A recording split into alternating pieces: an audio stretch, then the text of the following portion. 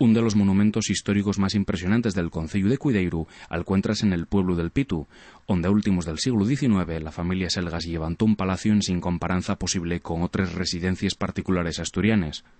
La su construcción débese a los hermanos Fortunato y Ezequiel Selgas, fíos d'un comerciante local y que ficieron mucha fortuna con les sos inversiones en bolsa y con otros negocios na revuelta España de la segunda metade del XIX.